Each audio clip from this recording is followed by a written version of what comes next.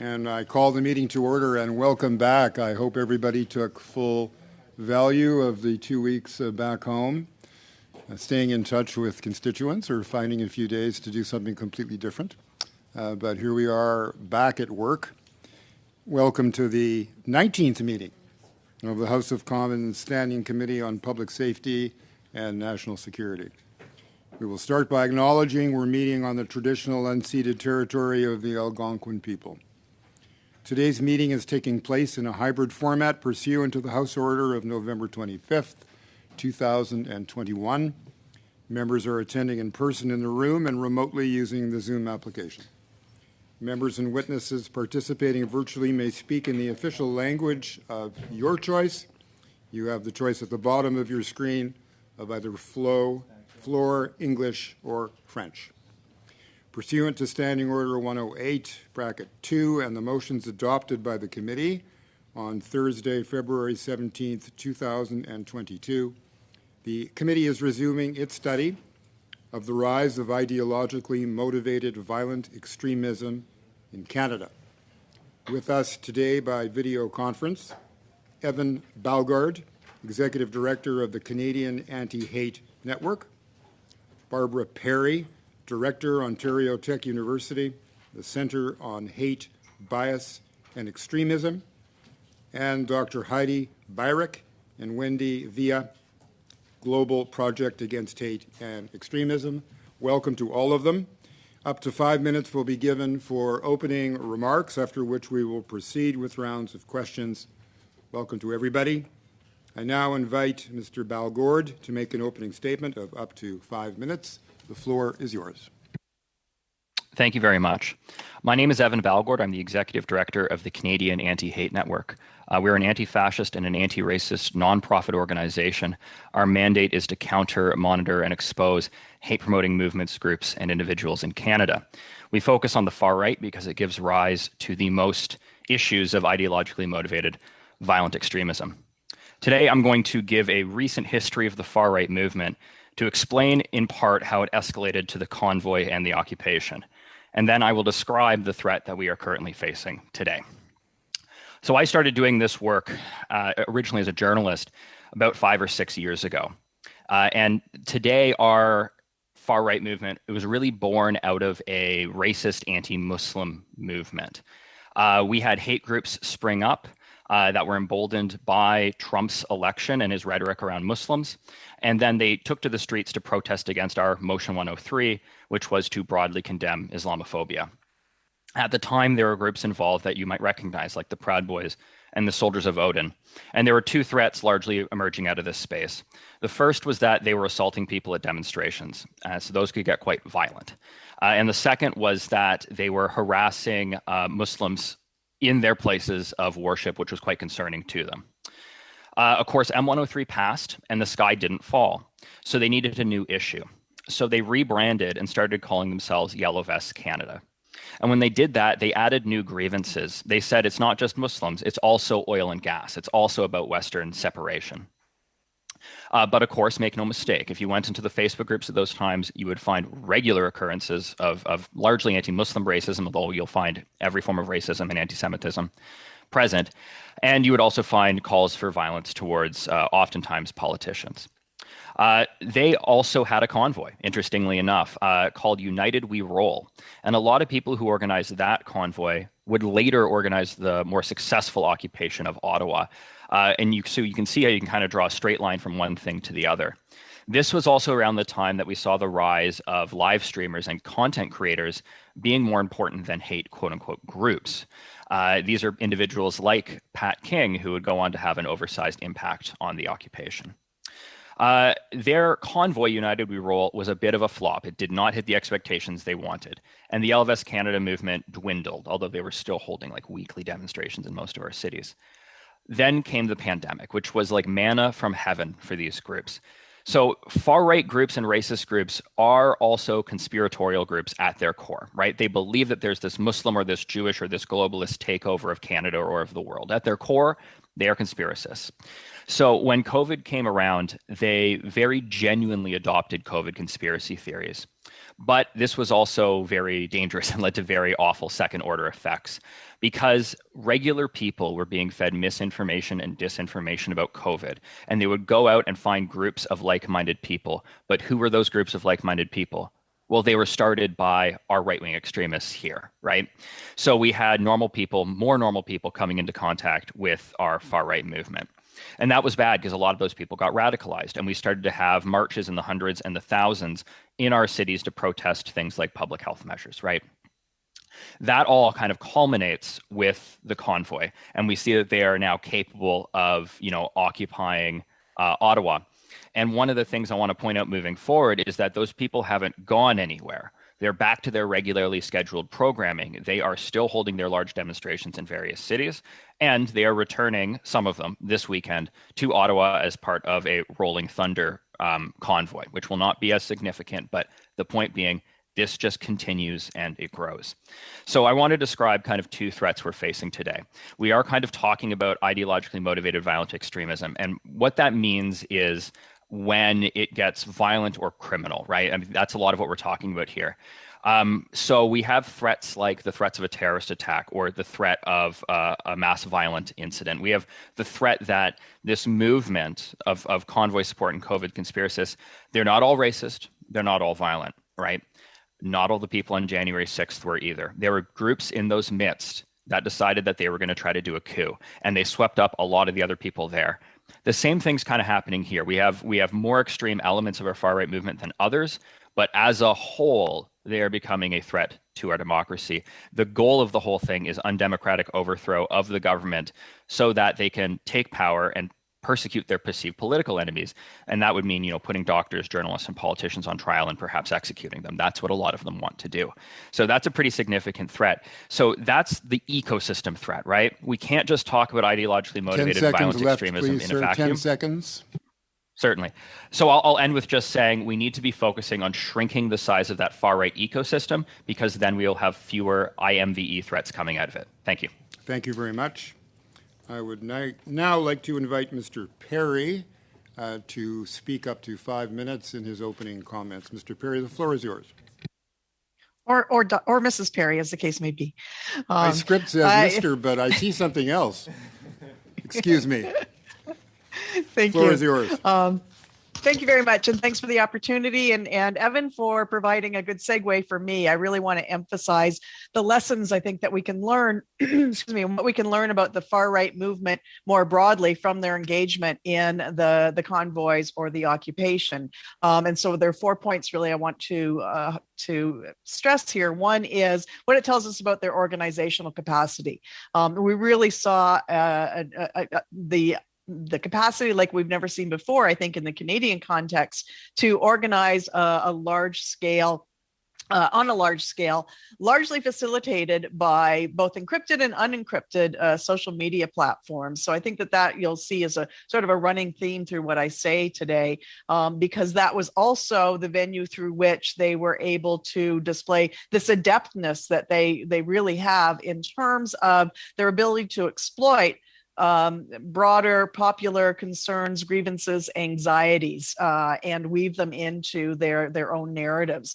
And then also what the implications of social media platforms as well for the deployment and disturbingly the ready acceptance of the sorts of disinformation, conspiracy theories, et cetera, that we see underlie much of far right activism, but particularly in the context of the convoy and COVID much more broadly, as Evan suggested. I think the convoy and the occupation also tell us a great deal about the risks and threats associated with the right-wing movement in Canada. Obviously, we have the threats to public safety, as we saw in Ottawa in particular, in terms of not just the disruption of the whole downtown community, but the harassment, the hate crime, the threats, the intimidation of people of color, LGBTQ+, even people who were wearing masks in the downtown area. We see threats to national security, obviously. The fact that they occupied that space so close to Parliament Hill is paramount, but also very important to keep in mind the threat to border security that we saw in the border blockades, especially then with the discovery of the artillery of weapons in Quds associated with far-right groups. Dangerous to democracy, obviously, and the threat that Evan referred to in terms of attempts to overthrow a democratic government. But I think even more broadly than that the far right in this context and more broadly is also very concerned with enhancing that erosion of an array of key institutions, surely the state, but also science, media, and education and academia as well. And then finally, in that context, it's important to note the next point, the final key point in terms of the pattern is the failure of law enforcement in this context, the failure of law enforcement to properly evaluate and prepare and understand the risks associated with the far right. And I think more broadly, again, the failure to intervene and counter right-wing extremism generally. In fact, in the convoy and in other contexts, we've seen sympathy for the far right. And here with the fundraising donations coming from law enforcement, we see social media platforms and pages that are devoted to law enforcement who also are sharing some of these conspiracy theories and disinformation.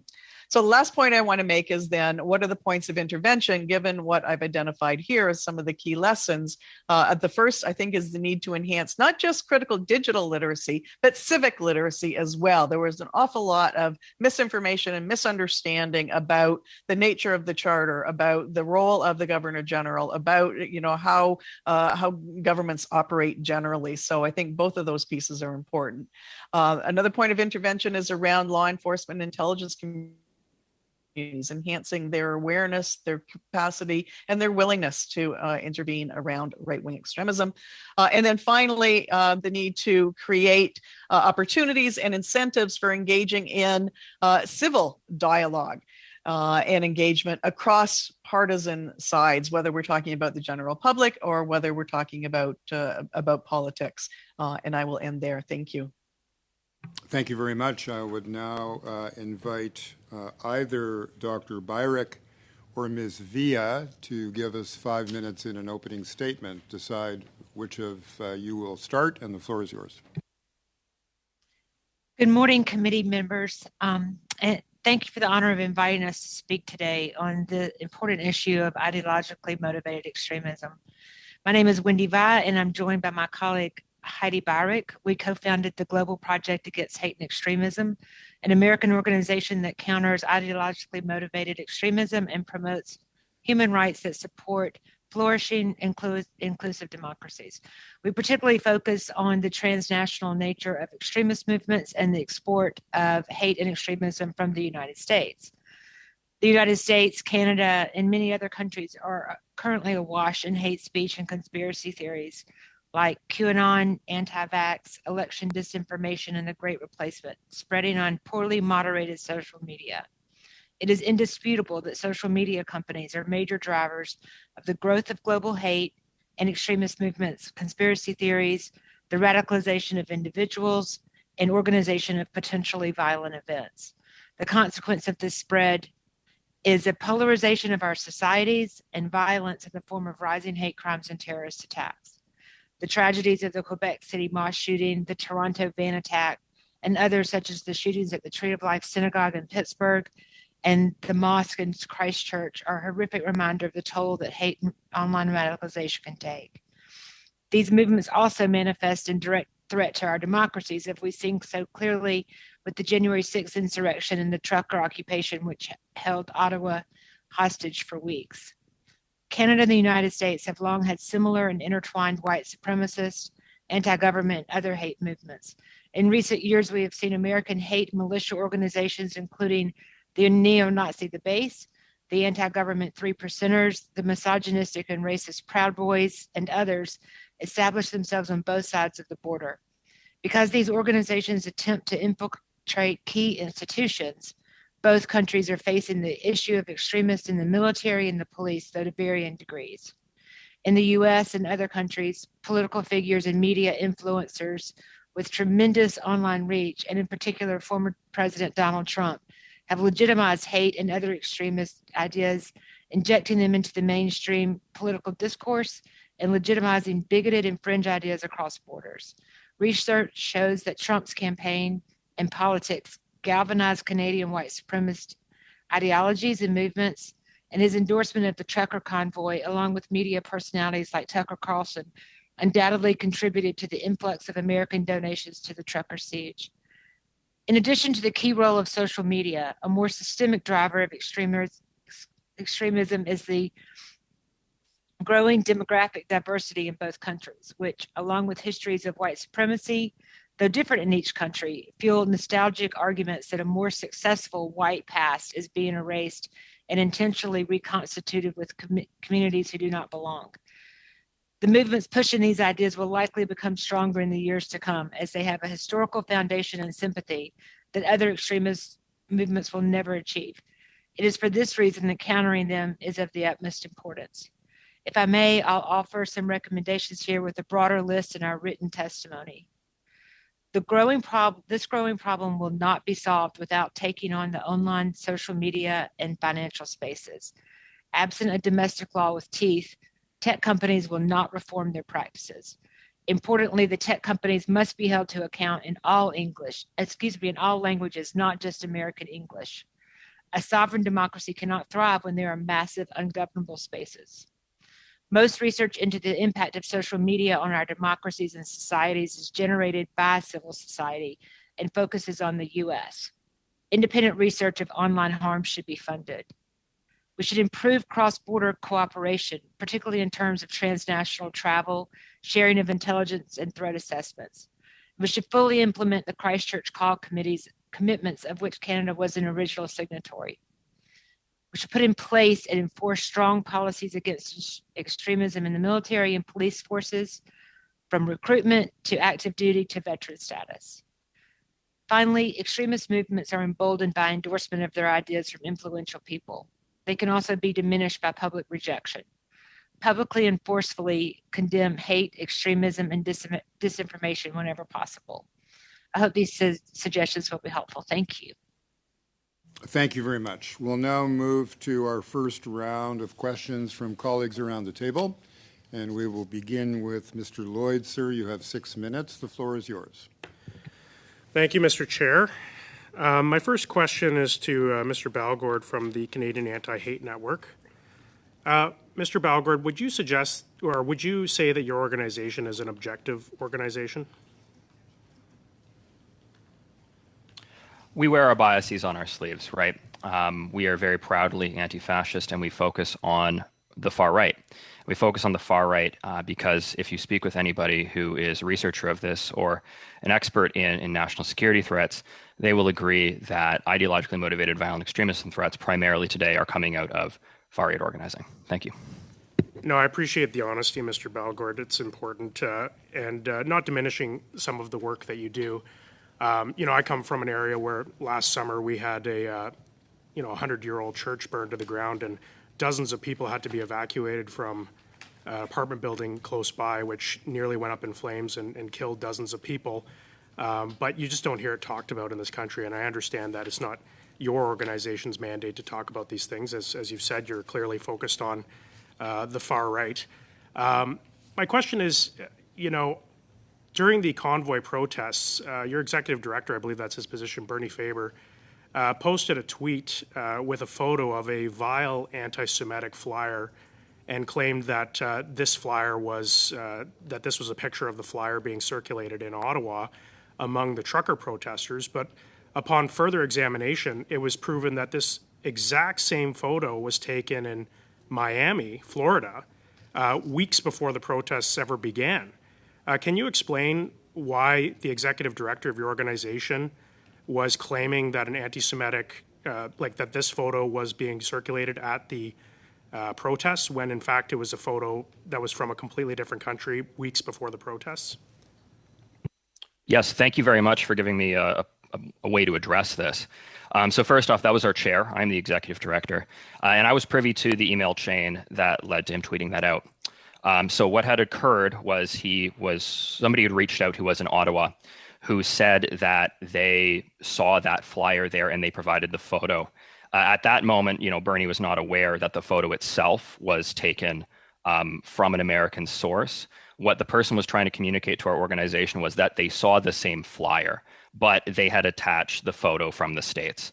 So it was our error in not communicating that more clearly, where the photo itself originated from. But what the person was reporting to us was that they had seen the same flyer in Ottawa. Thank you. So you have no evidence other than hearsay that that flyer was actually being distributed in Ottawa, correct? That is correct. We took the report from somebody on the ground, and our chair put the information out there. I would say we did see very similar messaging. In Toronto, there was somebody who was wearing a billboard with essentially the same messaging. Let's move on here. We're talking about the Ottawa protest, but I appreciate your clarification on that matter. You've raised some pretty disturbing allegations about the potential for a terrorist attack, a mass violent event. I think we can all be thankful that this didn't happen during the protests, and I think it sort of undermines the argument that was being made by many, including by organizations such as yours, that this protest had violent motivations, that they had a desire to commit violence. I mean, the fact that we didn't see a terrorist attack, we didn't see a mass violent event, I mean, it sort of undermines the claim. But I just want to ask, you've connected the United We Roll protests, which came to Ottawa in 2018, I believe. A lot of people from Western Canada concerned about the carbon tax, pipelines being blocked. How do you draw this connection between, white supremacy and fascism with people that are concerned about protecting their livelihoods? We don't. And I'm always very careful at every juncture to point out that not everybody that was involved in the convoy is necessarily racist or necessarily violent. Broad generalization here about a protest and saying that it was organized by the same people, and that yes, this is a conspiracy to spread white supremacist and fascist views under the guise of pipeline and carbon tax politics. What evidence do you have to back up that claim? Sure. So if you look back at the Elvis Canada movement, and this is well documented, you will find hundreds of examples of death threats and racist comments towards Muslims. So that's the Elvis Canada movement, which I just addressed. In terms of your earlier comment about the organizers and how do we make statements of a nature, I'd point back to one of the key influencers and organizers of the convoys, Pat King, who said the mandate would only end with bullets, right? We saw other organizers who had previously made Islamophobic statements. But nobody had ever heard of this Pat King fellow before these convoy protests in Ottawa, and yet you're saying that these people were involved with the United We Roll protests in 2018? Do you have any evidence to the direct connection? Can you provide that evidence? You've made this claim. Sure. Tamara Litch was, in fact, an organizer of United We Roll, and she was one of the key organizers of the convoy. That's one example. Pat King got please, gig at the time of the convoy. We sometimes get, can you make a submission to the committee and provide us with this evidence? Like, you've said it, and I guess I'll take you at your word for now, but can you actually provide us written evidence to back up these claims? Yes, we have. I'd be happy to share some of the articles we've already written on the subject with the committee. And do these articles contain primary sources that back up the evidence, or are these opinion articles written by your admittedly not objective organization? 10-second answer, please. Yes, everything is demonstrated in the articles. Thank you. Thank you. Now I would invite Mr. Chang to begin his 6-minute line of questioning. The floor is yours, sir. Thank you, Mr. Chair. And I'd like to thank all the witnesses for their time to share their expertise with us. My question is directed to Mr. Bellegarde. Mr. Bellegarde, are Canada's National Security Agency adequately focused on the far-right threats, in your opinion? And if not, what recommendation do you have for these agencies? I'm, of course, not privy to how they make their decisions. I would say from what we can observe from the outside, there certainly seems to be much more of a focus on right-wing extremism and the ideologically motivated violent extremism that comes from it.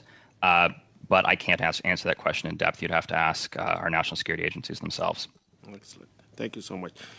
And does your organization have any sort of tracking for hate-based and extremism incidents?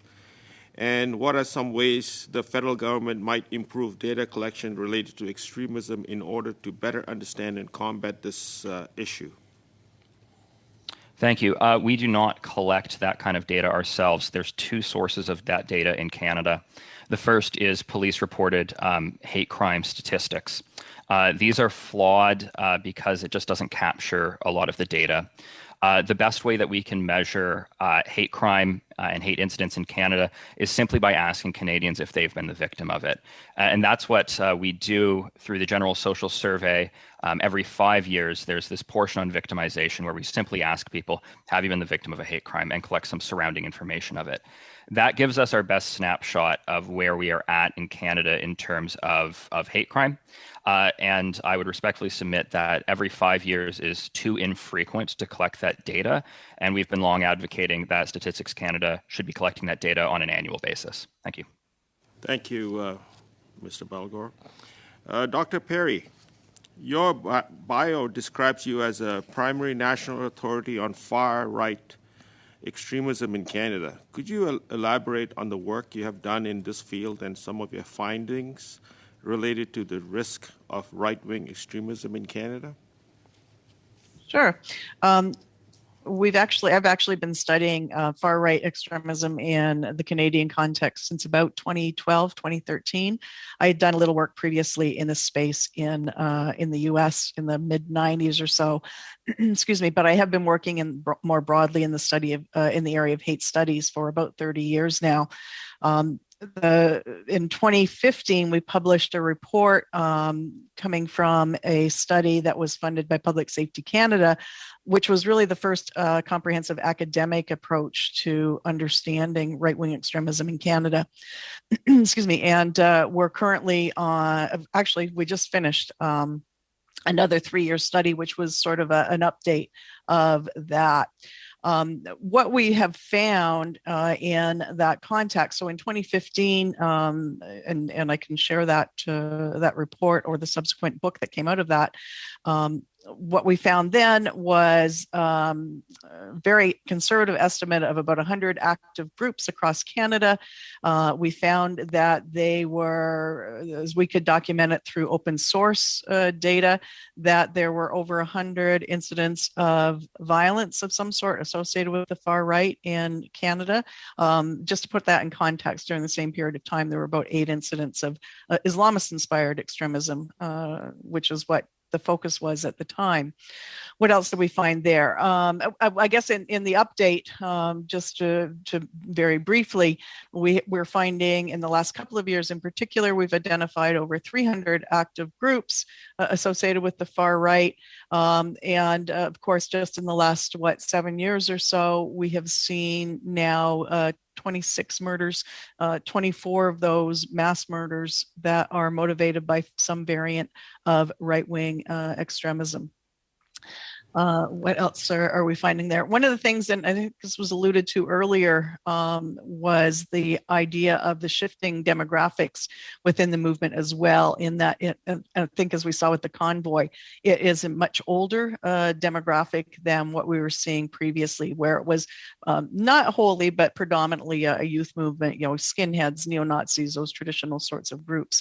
But we're seeing an older, better educated demographic being brought to the movement as well. And certainly it is a movement that is much more facile and ready to use in very ironic as well as very open ways, use social media to share their narratives.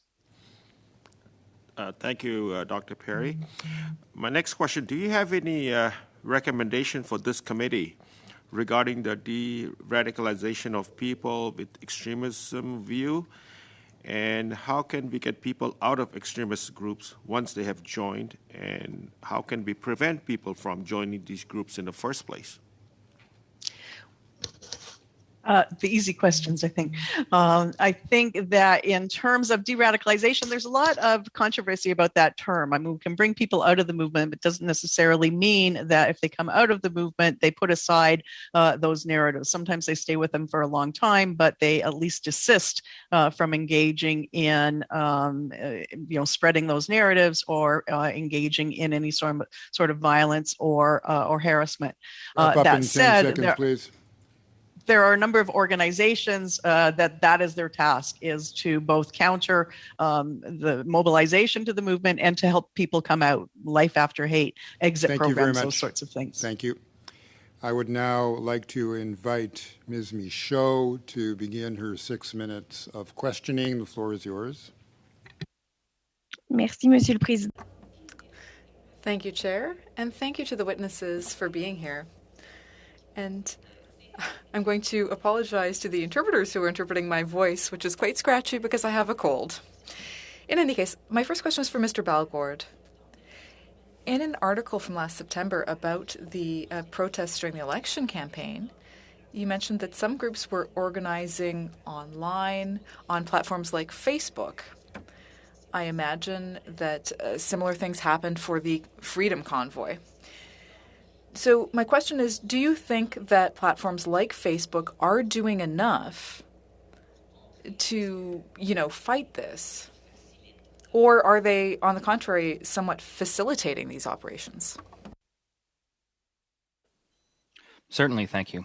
So I think we've seen pretty conclusively through all of the whistleblower data that has come out and the whistleblowers themselves who have told the story of what happens behind the scenes at Facebook, that they identify problems like polarization, like hate speech, and the solutions they propose to do them, they're told by their executives not to do because it would hurt engagement. Or they discover that some of the things that they do to increase engagement are in fact driving polarization, and they move forward with those decisions because, again, engagement is money for them. So platforms like Facebook and Twitter have more of a built-in incentive to drive engagement at all cost. So no, they are not doing enough to combat things. I know the government right now is looking at an online safety piece of legislation.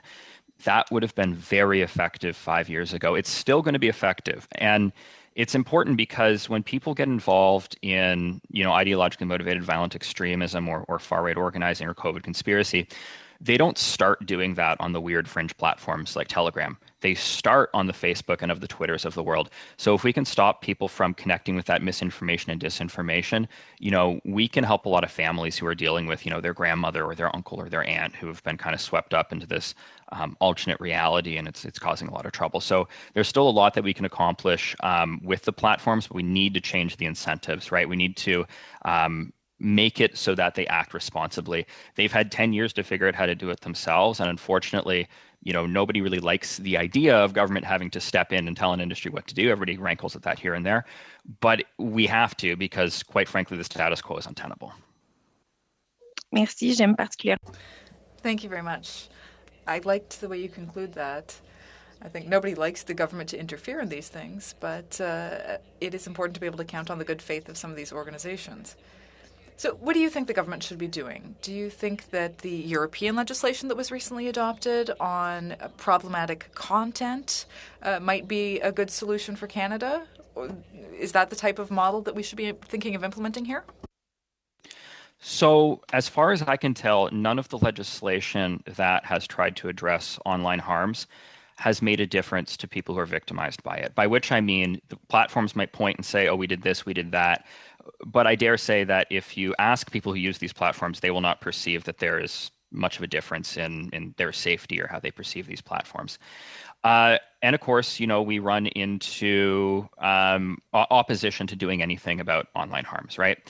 So I think we should be moving forward with a different model. I don't think we should have a complicated model that looks at censoring or taking down individual pieces of content. I think that we should have an ombudsperson model. And the basic idea is that you have an ombudsperson, a regulator, a well-resourced one, with investigatory powers. So they can, kick down the door of Facebook and take their hard drives. I'm being a little hyperbolic here, but we know that these platforms hide data from us and lie to journalists. So we do need broad investigatory powers to investigate them.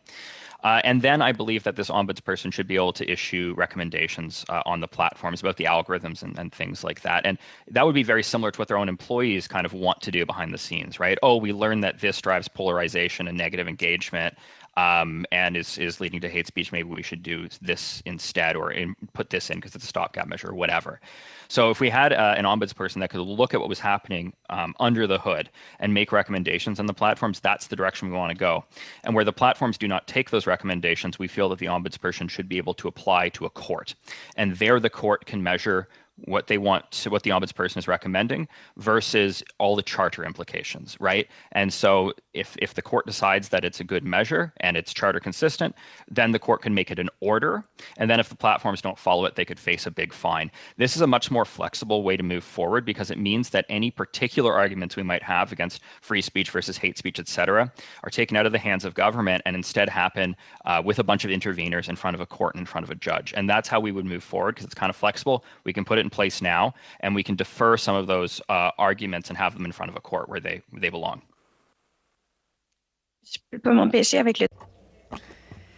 If I can ask you a question with the time I still have left about Elon Musk's purchase of Twitter.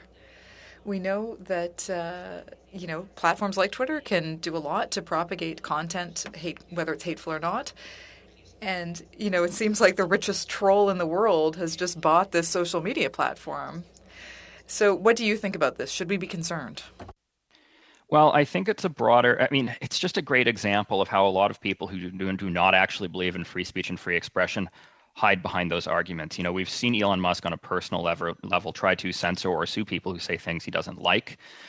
So, it's very concerning when somebody like that would have so much 10 power seconds, please. over a social platform that we all use every day and we have to use for work reasons, right?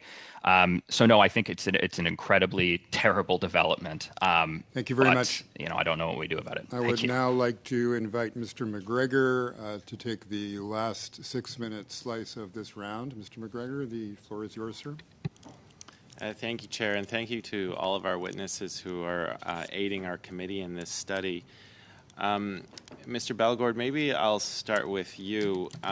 Just on the subject of Elon Musk, I was reading some of his tweets, and one stuck out with me where he likened Twitter to sort of being the next iteration of the town public square, and how in this digital space it was important to protect people's abilities to voice their opinions and to enshrine free speech.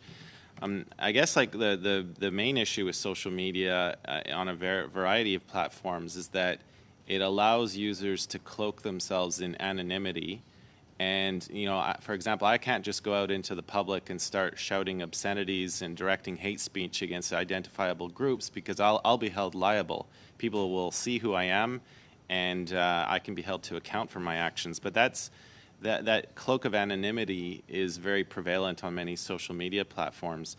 And also, there have been problems with fake accounts being set up, troll factories, bot farms, etc. If social media companies to date have been wildly unsuccessul at tackling that problem, could you perhaps offer some comments on do you foresee the role of your mentioned ombudsperson also tackling that issue? Do you want to expand a bit more on that theme?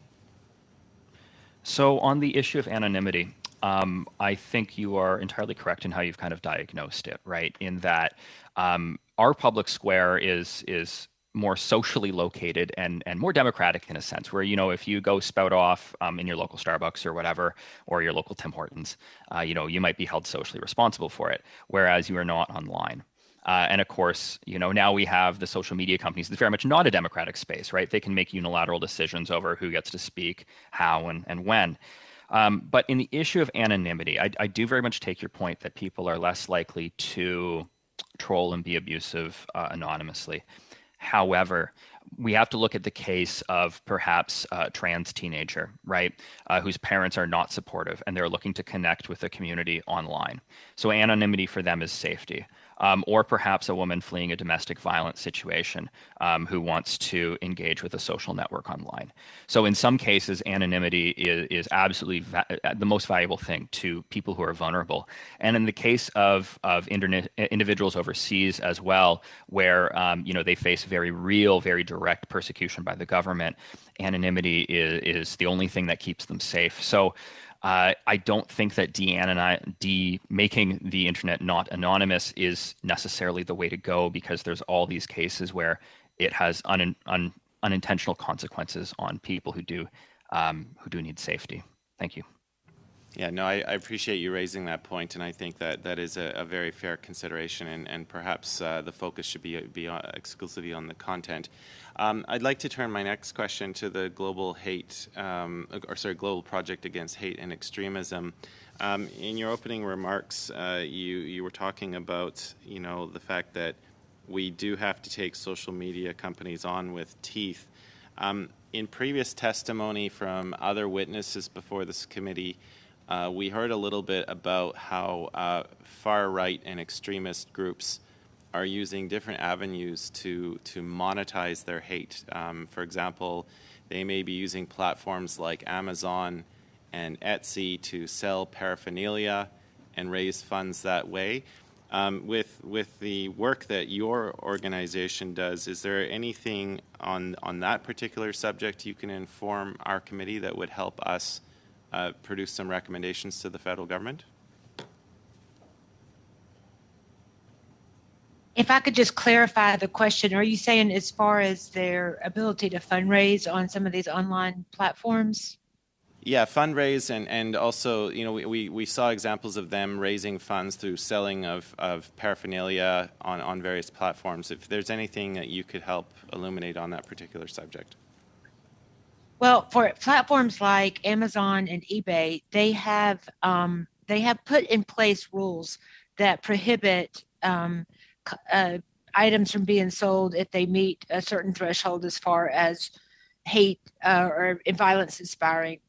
The challenge is that it's not always well enforced. I think that when we're talking about making rules or creating legislation to combat this, it's the enforcement that is the real challenge. So we see that with the companies themselves, they have these rules. Twitter, Facebook, YouTube, all of them have rules about what can be aired on their platforms, but it is the enforcement, and it is unequally enforced. It is inadequately enforced. There is not enough. There's not enough staff. There's not enough cultural and cultural and language competency in order for that to happen. So I think that it is the enforcement, and that's the teeth that we were talking about in the opening remarks. Thank you very much. Colleagues, a quick look at the clock tells me that if I cut everybody's allotment in half in the second round, we'll finish exactly on time. So let's proceed with that then, and I would now invite Ms. Dancho for a 2.5-minute round. Thank you, Mr. Chair. My question is for Ms. Perry. You had mentioned that you were talking about disinformation and conspiracy theories of actors online, and you mentioned, quote, that they're associated with the right wing in Canada. Now, I'm a conservative. I would consider myself on the right wing of the spectrum, and I took issue with your characterization of that. So I'm not sure if you misspoke or if you meant to say the extremist elements on the right side. I'd just like you to correct the record if you wish. Well, 2 points there. I think I really was speaking more to the extremist end, but I should also stress that conspiracy theories run the gamut from left to right. But there are some that seem to be particularly associated with the far right in the Canadian context. Yes, thank you for that clarification. And I would agree there seems to be conspiracy theories across the spectrum, and we need to pay special attention to that, certainly. My next question is for Mr. Balgord. You had mentioned that you have concerns concerning algorithms and how they drive extremism. What we see, it's what comes up on our social media platforms. One of the key things that Elon Musk has talked about in concerning Twitter is to make the algorithms more public, so we understand why we're seeing what we're seeing. Would you not agree that that's a good idea? Yes, that actually is something that I would support. Great. And then I would also say you mentioned that on the sort of the town square platform in general, on the bots, Elon Musk has also talked significantly about addressing the bots issue. Do you believe bots drive polarization as well, and that Elon Musk's idea on this in this regard is a good idea? Yeah, bots kind of do two things. The first is, they can be weaponized by non-state actors to exacerbate social conflict within countries, and that's, of course, something that we do not want foreign state actors doing. And the second thing, of course, that they do is more like marketing, hijacking, trying to grift and make money, neither of which is good. And of course, we would like bots to be kind of removed from the platform. Now, that's something where the social media companies today actually try fairly hard to keep bot accounts off and haven't had a lot of success at. Improvements there would be welcome. Would you say, you mentioned you took issue with Elon Musk perhaps suing others for, I'm not sure the context, but perhaps defaming him, or perhaps he accused them of being liable. I would assume that those contexts were when people were attacking his company or his reputation personally. Do you see that as different than him protecting free speech on a digital town square? I personally do see that differently. A 10-second answer, please. I would just say this. We see his comments in regards to free speech as maybe concerning, because his personal opinion on free speech and the one he's putting forward kind of publicly for the platform seem to be at odds with each other. Thank you very much. Mr. McKinnon, I turn to you now for a 2.5-minute round, sir. Thank you, Mr. Chair. So my question, I'll start with Ms. Villa. A number of people, a lot of the testimony today has been focused on right-wing extremism. I'm wondering if you can discuss whether the other areas of extremism that we might be concerned about that we should be aware of. And that was for areas. Go ahead. Areas other than far-right extremism. Is that? Yeah, what we've been focused a lot on right-wing extremism. But Dr. Perry mentioned it's right across the spectrum. So I wonder if there's other general aspects, categories that we should be aware of and we should be taking note of. Well, there certainly have been incidents of extremism on the far left, and particularly related to climate or animal protection. But that is not as much of an issue today as it was, say, in the 90s. And the incidents that we see, the violence that we see today is primarily coming from the far-right extremist element. So that is why we focus on it, because that is the primary source of it. Okay, thank you very much. I'd like to extend that same question to Dr. Perry as well. Could you please expand on this the nature of extremism, whether it is truly, whether there are other categories we should be really aware of and taking note of? Well, my response would be very similar to Wendy's response in terms of the nature, the nature of violence and the extent of violence that we see coming from other sectors in the Canadian context specifically is dwarfed by what we see from the far right. I gave some examples earlier on in terms of the murders that we've seen, the mass murders that we've seen in Canada, but across the globe as well. So again, specific to the Canadian context, that's really where the predominant threat is in terms of violence, but also I think in terms of the visibility and the extent of their attempts to recruit and to expand their narratives across the nation. Thank you. I believe that's my time. 5 seconds, whatever you can do with it, sir. You can have it back. You're going to give it back to me. Thank you. And I'll immediately invite Ms. Michaud, who has all of 1 minute and a half. Go ahead. Merci. Thank you, Mr. Chair. Ms. Perry, you're part of a group of researchers. I'm wondering, do you have any research data on the social or family or individual factors that might influence the emergence of extremism in Canada? I know that you're looking at some of the root causes of the emergence of some of these groups, and if you have any data, that would be very interesting. Thank you very much for that question. Most of the work that I'm a sociologist by training, so most of the work I do is really more looking at the context in which hate crime, in which extremism emerges. But I have been working with some colleagues, in particular at Yorktown Family Services, who take a very different approach. It is one that sort of looks at what the concentric circles really. So what are the individual challenges that those who are vulnerable might be experiencing? What's their family context? What's their broader peer context? And then what's the broader social? So looking at the ways that all of those pieces intersect. So I think that organization is one that perhaps you might like to connect with. Est-ce que vous pensez que la pandémie... Do you think that the COVID pandemic exacerbated some of those behaviors among people who were perhaps already susceptible to getting involved in that type of movement? Yeah, again, at both ends of the spectrum in terms of increasing individual anxieties 10 seconds, and as well as exacerbating the polarization that also feeds into right-wing extremism. So they're being fed, the anti-Asian conspiracy theories. Much. Thank you. Thank you. Mr. McGregor, a minute and a half, sir, whenever you're ready. Thank you, Mr. Chair. Maybe I'll just direct the one question I have to Ms. Perry. I just wanted to know, a lot of the things that we're contemplating are like in policy-wise, are essentially reactive in nature, and so I'm more interested on the proactive end of the spectrum. How can we properly address people's legitimate grievances, their frustrations with the way things in life are going right now?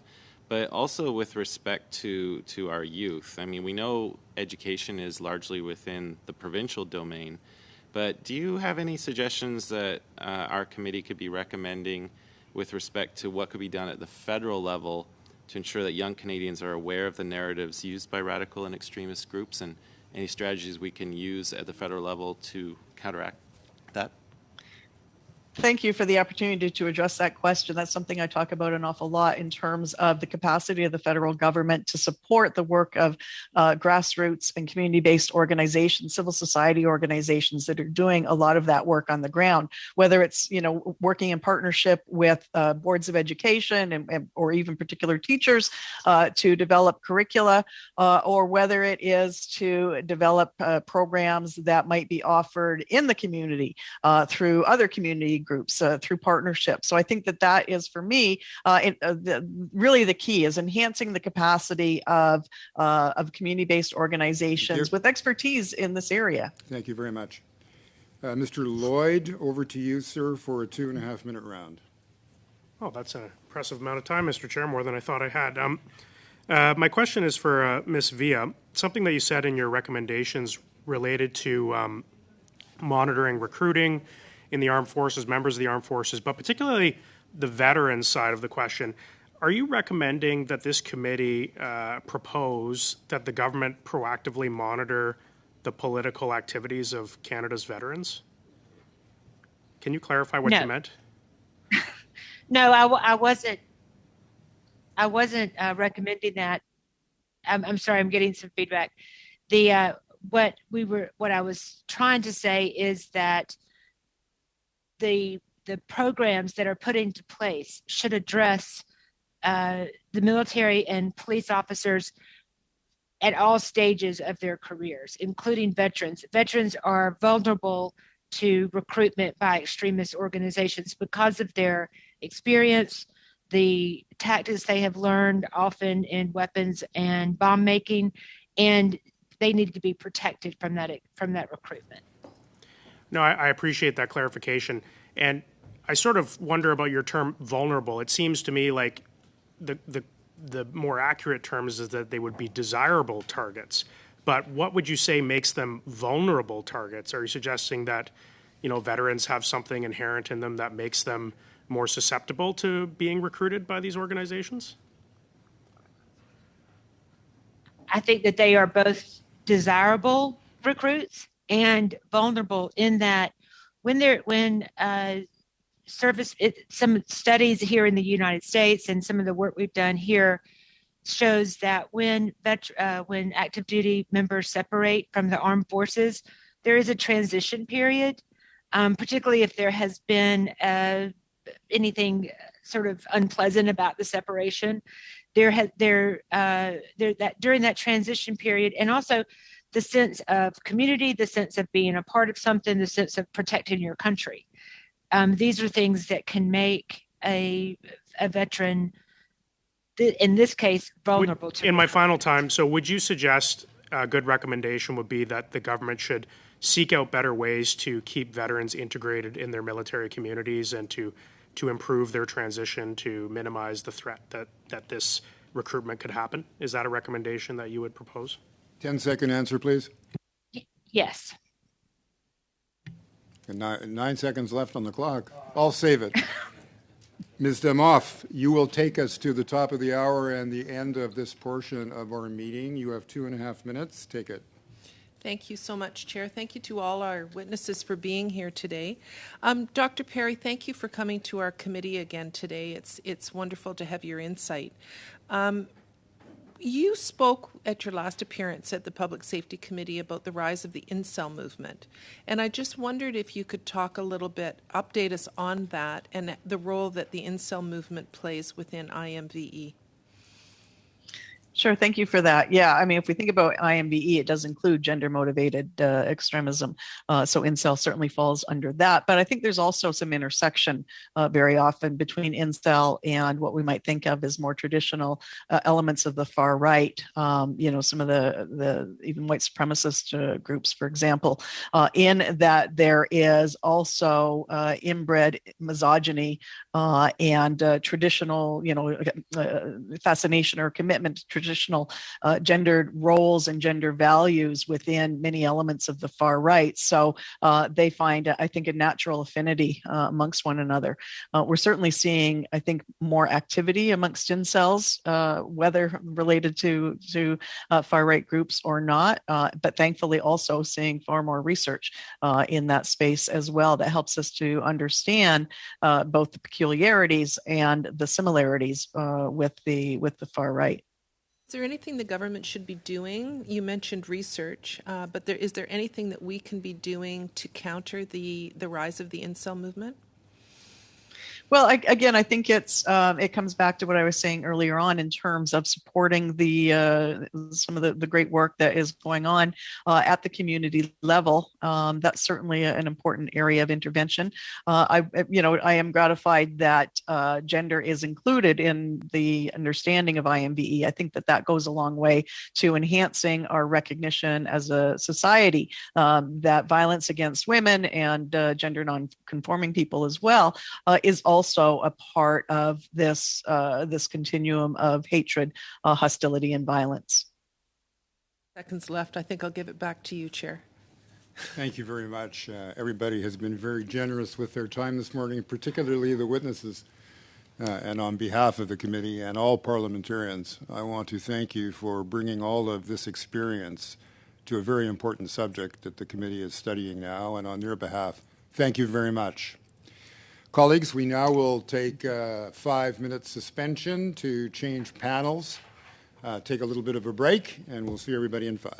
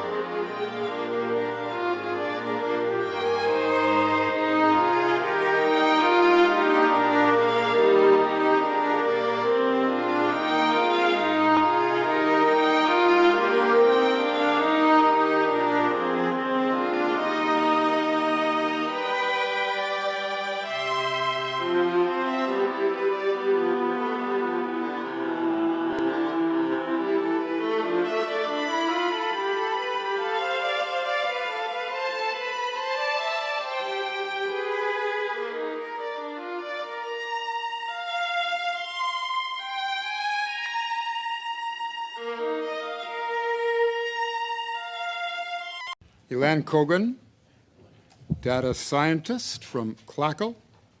From Meta Platforms, Rachel Curran, Public Policy Manager, Meta Canada, and David Tesler, Public Policy Manager from Meta Platforms. And from Twitter Inc., Michelle Austin, Director, Public Policy from the U.S. and Canada. I would like to invite our guests to give an opening statement up to 5 minutes. And I'll begin with Mr. Kogan. Mr. Kogan, the floor is yours. Mr. Chair, members of the committee, I would like to thank you for inviting me today to discuss artificial intelligence and social media regulation in Canada. I begin with an oft-quoted observation. For every complex problem, there is a solution that is clear, simple, and wrong. Canada is not the first country to consider how to best keep the internet safe. In 2019, for instance, the French Parliament adopted Loi Avia, a bill very similar to the online harms legislation the Canadian government considered last year. The bill required social media platforms to remove, quote, clearly illegal content, including hate speech, from their platforms. Under threat of significant monetary penalties, the service providers had to remove hate speech within 24 hours of notification. Remarkably, France's constitutional court struck the law down. The court held it overly burdened free expression. But France's hate speech laws are far stricter than Canada's.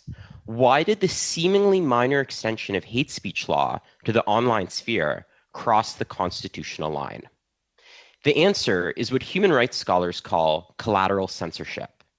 Collateral censorship is the phenomenon where, if a social media company is punished for its users' speech, the platform will over-censor.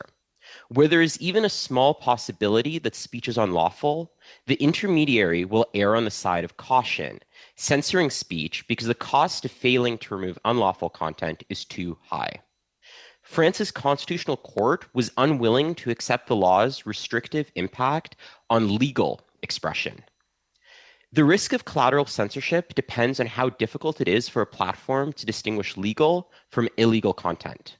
Some categories of illegal content are easier to identify than others. Due to scale, most content moderation is done using artificial intelligence systems. Identifying child pornography is relatively easy for such a system. Identifying hate speech is not. Consider, over 500 million tweets are posted on Twitter every day. Many seemingly hateful tweets are actually counter-speech, news reporting, or art. Artificial intelligence systems cannot tell these categories apart. Human reviewers cannot accurately make these assessments in mere seconds either. And because Facebook instructs moderators to err on the side of removal, counterintuitively, online, the speech of marginalized groups may be censored by these good faith efforts to protect them. That is why so many marginalized communities objected to the proposed online harms legislation unveiled last year. Let me share an example from my time working at the Oversight Board, Facebook's Content Moderation Supreme Court. In August 2021, following the tragic discovery of unmarked graves in Kamloops, British Columbia, a Facebook user posted a picture of art with the title, quote, "Kill the Indian, save the man," end quote, and an associated description. Without any user complaints, 2 of Facebook's automated systems identified the content as potentially violating Facebook's policies on hate speech. A human reviewer in the Asia-Pacific region then determined the content was prohibited and removed it. The user appealed. A second human reviewer reached the same conclusion as the first. To an algorithm, this sounds like success, but it is not. The post was made by a member of the Canadian Indigenous community. It included text that stated the user's, quote, sole purpose was to bring awareness to one of the darkest periods in Canadian history. This was not hate speech. It was counter speech. Facebook got it wrong 4 times. But you need not set policy by anecdote. Indeed, the risk of collateral censorship might not necessarily preclude regulation under the Charter. To determine whether limits on free expression are reasonable, the appropriate question to ask is, for each category of harmful content, such as child pornography, hate speech, or terrorist materials, how often do these platforms make moderation errors? Although most human rights scholars believe collateral censorship is a very significant problem, social media platforms refuse to share their data. Therefore, the path forward is a focus on transparency and due process, not outcomes. Independent audits, accuracy statistics, a right to meaningful review and appeal, both for users and complainants. This is the path the European Union is now taking, and the path the Canadian government should as well. Thank you. Thank you very much. I would now like to invite Ms. Curran to make up to 5 minutes of an opening statement. The floor is yours. Thank you, Mr. Chair. We'll start with my colleague, Mr. Tesler. Thank you, Mr. Chair. Thank you for the invitation to appear before the committee today to talk about the important issue of ideologically motivated violent extremism in Canada. My name is David Tesler, Public Policy Manager on Meta's Counterterrorism and Dangerous Organizations and Individuals team. With me today is Rachel Curran, Public Policy Manager for Canada. Meta invests billions of dollars each year in people and technology to keep our platform safe. We have tripled to more than 40,000 globally, the number of people working on safety and security. We continue to refine our policies based on direct feedback from experts and impacted communities to address new risks as they emerge, and we're a pioneer in artificial intelligence technology to remove harmful content at scale, which enables us to remove the vast majority of terrorism and organized hate-related content before any users report it. Our policies around platform content are contained in our community standards, which outline what is and is not allowed on our platforms. The most relevant sections for this discussion are entitled Violence and Incitement and Dangerous Individuals and Organizations. With respect to violence and incitement, we aim to prevent potential offline harm that may be related to content on Facebook, and so we remove language that incites or facilitates serious violence. We remove content, disable accounts, and work with law enforcement when we believe there's a genuine risk of physical harm or direct threats to public safety. We also do not allow any organizations or individuals that proclaim a violent mission or are engaged in violence from having a presence on our platforms. We have an extensive process that we follow in determining which organizations and individuals meet our thresholds as dangerous, and we have worked with a number of different academics and organizations around the world, including here in Canada, to refine this process.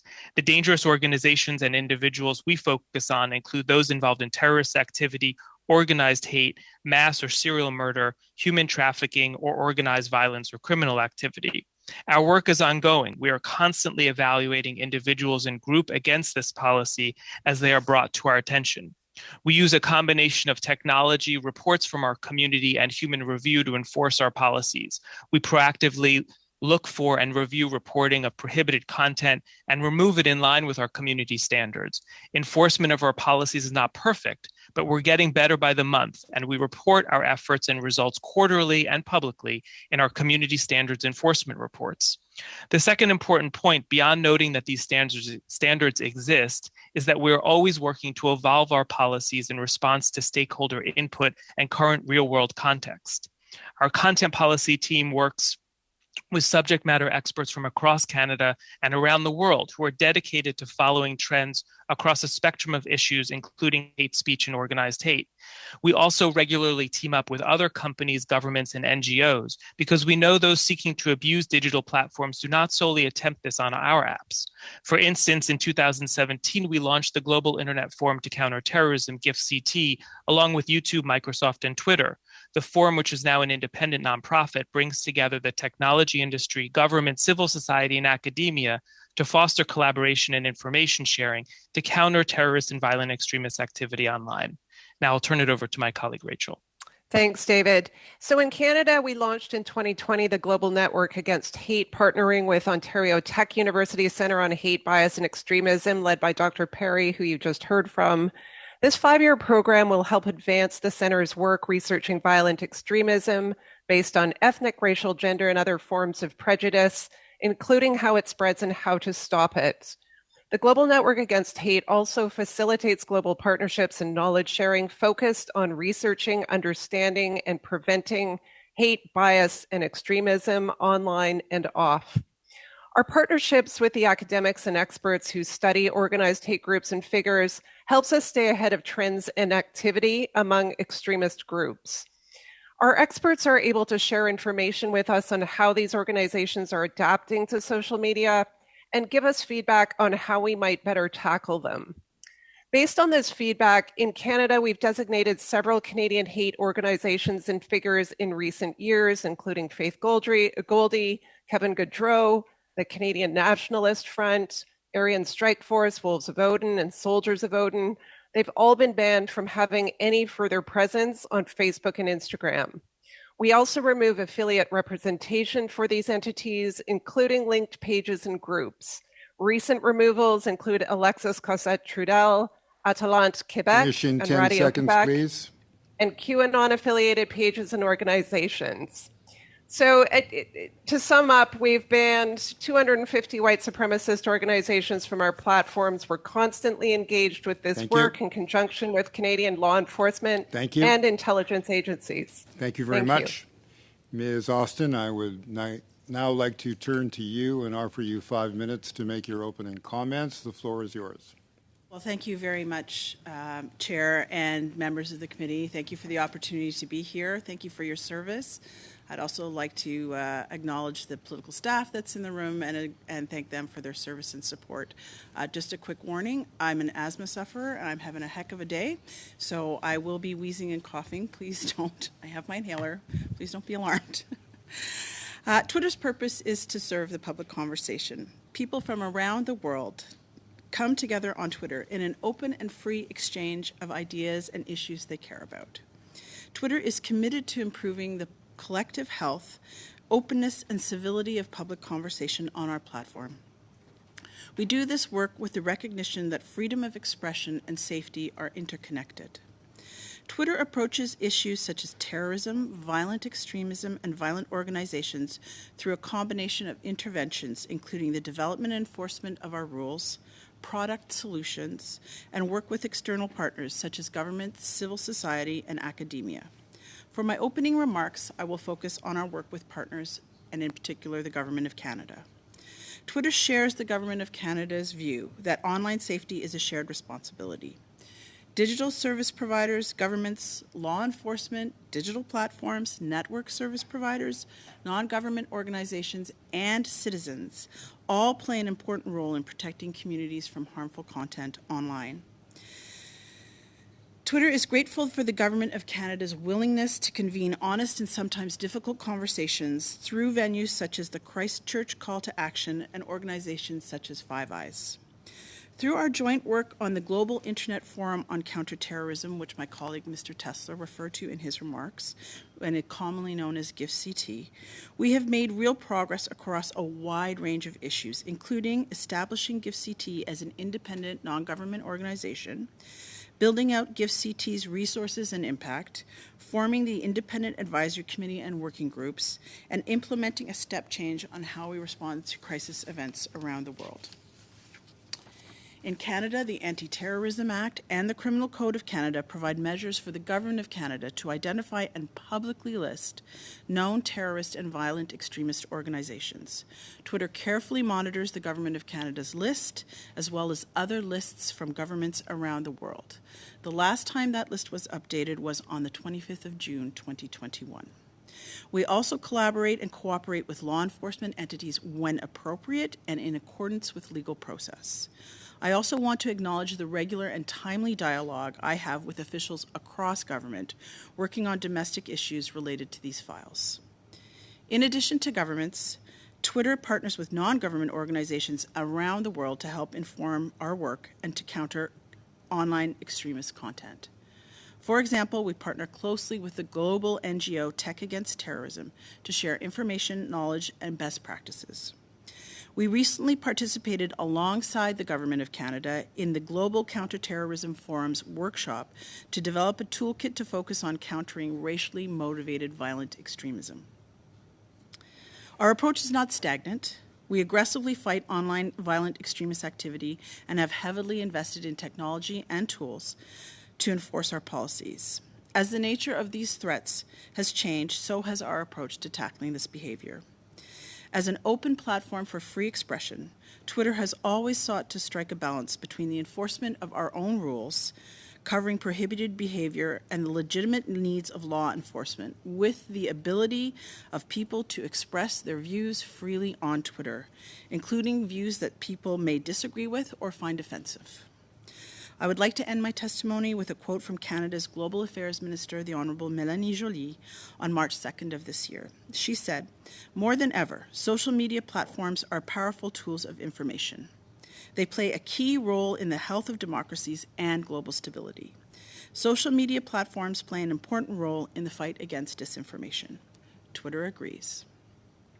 I'm happy to answer any questions you might have on policies, policy enforcement, product solutions, and the ways in which we're working to protect the safety of the conversation on Twitter. Thank you. Have long to wait, because the first round of questions will start right now. And we'll begin by asking Ms. Dancho to take us through the first 6 minutes of questioning in this round. Thank you, Mr. Chair, and thank you to the witnesses for being here. My first question is for Twitter. Today in committee, as you may have heard, we've talked a lot about right-wing and left-wing opinion sharing online and the harmful content from extreme elements of both.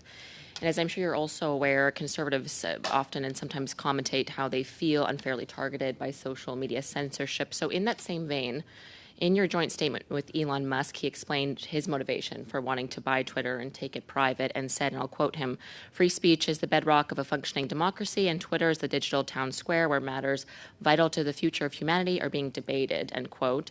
And Elon Musk, as you know, has also said he wants to enhance Twitter with new features, making the algorithms open source to increase user trust, defeat spam bots, and authenticate all human users. So do you feel Mr. Musk can achieve these goals, and do you feel that will ensure all sides of the political spectrum, so to speak, including conservatives, are better protected to share their opinions freely on your platform?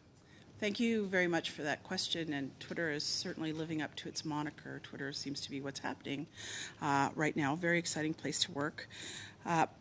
Partners can continue to expect our best-in-class customer service, client solutions, and our commitment to safety.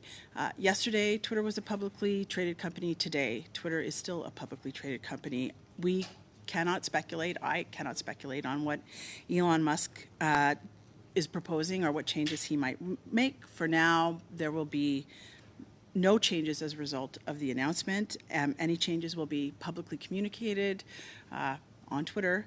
You could actually follow the entire company meeting yesterday that we had with regard to this on Twitter. Thank you very much. My next question is for Facebook. Thank you, Ms. Curran, and for being here today. I want to talk a bit about what happened in Australia and how as you know, the Australian government brought forward legislation that would force Facebook to pay publishers of news media if Facebook hosted or user shared news content. Of course, as you know, Facebook retaliated and banned news links from being shared by Facebook users in Australia and shut down Australian news pages hosted on the Facebook platform in a protest to the Australian law that the government was looking to bring forward. So ultimately, Facebook had cut off the ability to share news publications online from users or otherwise. An agreement was reached shortly after, but it did take this extraordinary step to ban the sharing of news publications. We know the Liberal government has brought forward a similar bill to what the Australian government did. Bill C-18 has some similarities there. It's called in short, the Online News Act. You may be familiar with it. And then there's also Bill C-11 that also aims to control what Canadians see when they open their social media Facebook apps, or apps like Facebook and Twitter and the like. So, Ms. Curran, is it reasonable to believe that Facebook could do the same thing in Canada as it did in Australia and prohibit the sharing of news should the Liberal government move forward with bills like C-18 or other iterations of it? Yeah, thank you for that question, Madam Vice Chair. I mean, the short answer is we're still evaluating that legislation. We didn't know the scope of it until it was tabled very recently. I will say we do have some pretty serious concerns. Our view is that when publishers place links to their content on our platforms, they receive significant value from doing that. And we don't actually control when or how or to what degree they post news material on our platforms. But I will say this, we're committed to fueling innovative solutions for the news industry and to the sustainability of the news industry in Canada. And that's why we've entered into a number of partnerships to support that kind of work. But I can't comment definitively on our future action with respect to that bill specifically, since we're still evaluating it. Thank you, Ms. Curran. So you would say, or perhaps I'm putting words in your mouth, but if you can clarify that it's not off the table that you would take similar action that Facebook did in Australia in response to C-18. I think I would say we're still looking at all of the options based on our evaluation of the legislation. So we're still going through that in detail. We were not consulted on the content of it, and so we need to review it in pretty close detail before we decide what our future response will be. Thank you very much. And over back to Twitter, if you can comment on C-18 as well. Do you feel news publications benefit from being shared on Twitter's platform? Do you have any concerns similar to Facebook with it? Thank you very much for your question. I agree with Rachel that we're still in the early stages of analysis. There are a couple of things to say with regard to C-18.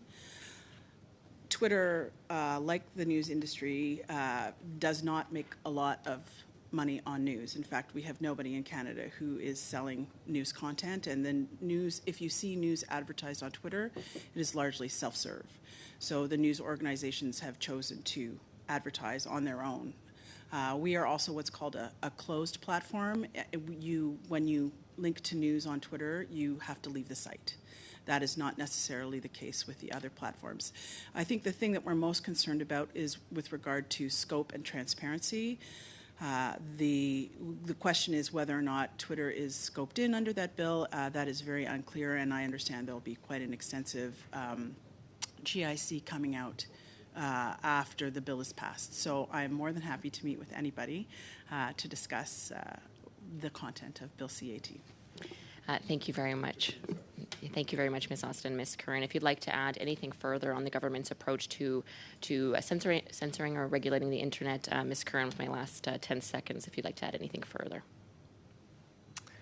Yeah, I would just say that, again, reiterate, we have some fairly significant concerns with C-18. 10 seconds, please. We think it should take into account the way the internet actually works when it comes to linking to news on our websites, and we hope that we're able to engage in a good conversation with the government about that. Thank you very much. Ms. Demoff, now I turn the floor over to you for a 6-minute block of questions. Go ahead.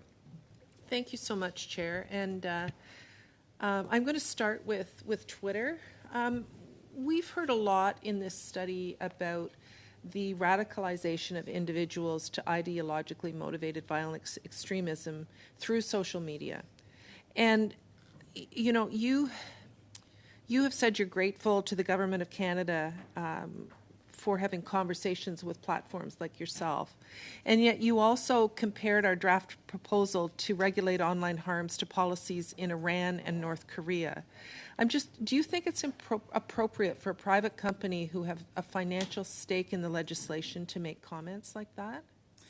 Thank you very much for the question. And your question is with regard to the proposal put forward by the Government of Canada to create the position of a digital safety commissioner who would have the ability to block internet platforms.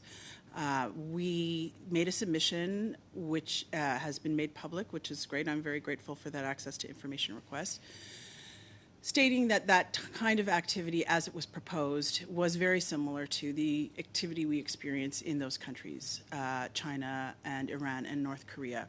I don't think it's irresponsible to make a comparison when we're asked by the Government of Canada to give our input. We tried our best to make a very thoughtful submission and make recommendations which are contained in the submission of how to do things differently. But blocking internet sites is contrary to Twitter's position on the open internet. When your site uses algorithms to drive traffic to information and other tweets, correct? Why are those algorithms, and we've heard this from other witnesses, driving individuals like myself more likely to far right than center or far left? We know those kind of things are more likely to go viral and get more engagement, but your algorithms are not public, and yet you're driving people to the far right, which in turn can lead to radicalization. So thank you very much again for that question. Twitter is actually has much less algorithmic content than our competitors. The main indicator that we use with regard to our algorithm is who the user chooses to follow. I'd also remind you that you can turn off the algorithm on your home timeline on Twitter, so you can choose to see tweets in reverse chronological order, or you can turn the algorithm back on and ask us to surface tweets that we think that you would be interested in. Open AI, open machine learning, I think that is the future of this policy discussion, and we're very much looking forward to it. I'm going to turn to Facebook and Meta. Last year, your revenue was $117 billion US, and the year before that, it was $86 billion. So the company has been quite successful in increasing its revenue, and I understand that's mostly through running advertisements. How do you decide what advertisements I'm seeing when I go on your platforms? Thank you for that question. It's actually a very good question. So on this question of algorithms, look, it's what you see in your news feed, including advertising, depends on a number of what we call signals. And those signals include what you have liked before, what kinds of accounts you follow, what you've indicated your particular interests are, any information that you've given us about your location or kind of who you are, your demographic information. Those all act to prioritize or not particular information in your news feed, and that will determine what you see when you open it up. And it's personalized for each user. So my understanding from other witnesses that have come forward, though, is that for example, if I search for coronavirus or COVID-19, I very quickly end up on conspiracy sites. And a lot of those conspiracy sites were also linked with the far right. So do your algorithms work quite quickly to be able to direct me to those sites? No, that's untrue. Sorry, I'm getting a bit of feedback. No, that's actually untrue. If you search for anything about COVID-19 or coronavirus, part of what you will be directed to is our COVID-19 hub, which contains credible information, including from the Public Health Agency of Canada on the coronavirus and on vaccines. And we're really thrilled about the fact, actually, that 90% plus of Facebook users in Canada have indicated that they are supportive of vaccination and wish to, find out more information about vaccines. I only have 45 seconds left, but one of the issues at the convoy that happened in Ottawa was these Facebook groups that started up and remained up, quite honestly. How did you monitor those during the convoy? Yeah, that's a really good question. So we had a 24/7 monitoring effort during the convoy protests that we set up almost immediately. So we were looking at groups, we were looking at accounts, we were looking at discussions on the platform to monitor them for any breach of our community standards. We removed material where it was in violation of our community standards, and that, as I say, again, that was a round-the-clock effort on our part. Thank you very much. I would now like to invite Ms. Michaud for her 6-minute block. The floor is yours, Ms. Michaud. Merci, Monsieur le Président. Thank you, Chair, and thank you to the witnesses for being here. My question is for Ms. Austin from Twitter to start. We talked to the previous panel as well about Elon Musk's purchase of Twitter. There were two recent surveys asking people whether they thought Twitter should be in open source code and whether freedom of expression was being answered. People had answered yes to the first question and no to the second. Now, clearly, Mr. Musk accused the platform of censorship. So do you think that having Mr. Musk at the head of Twitter might change some of the ways that the platform operates? And do you think that that might possibly have a negative effect on hate speech in the sense that people would be able to say more things that they would have before, even if they're sharing misinformation or hate speech? I can't speculate on what Mr. Musk will or will not do until that deal closes, which could be months. I can only comment on our current approach, which will continue. With regard to open source code, Mr.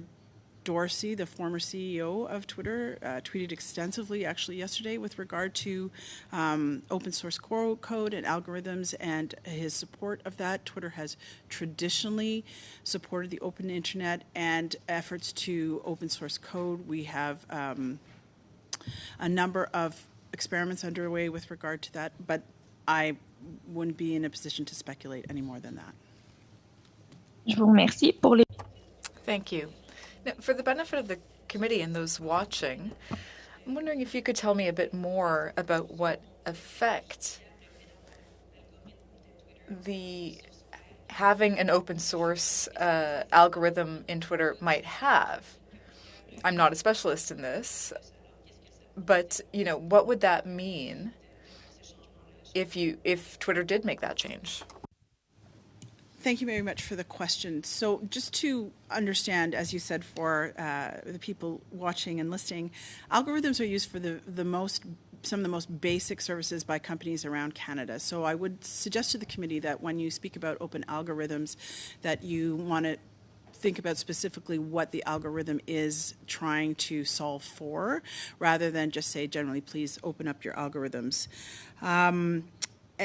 We also rely on human curation, not algorithms, to produce Twitter moments. So let me give you an example. We are partnering with Open Minded, which is an open source nonprofit organization. We're looking at machine learning and privacy enhancing technologies, or PETs, to pioneer new methods of public accountability and access to data in a manner that respects and protects the privacy of people who use our service.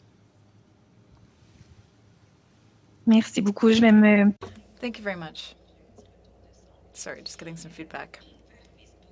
So I'll turn to Facebook now.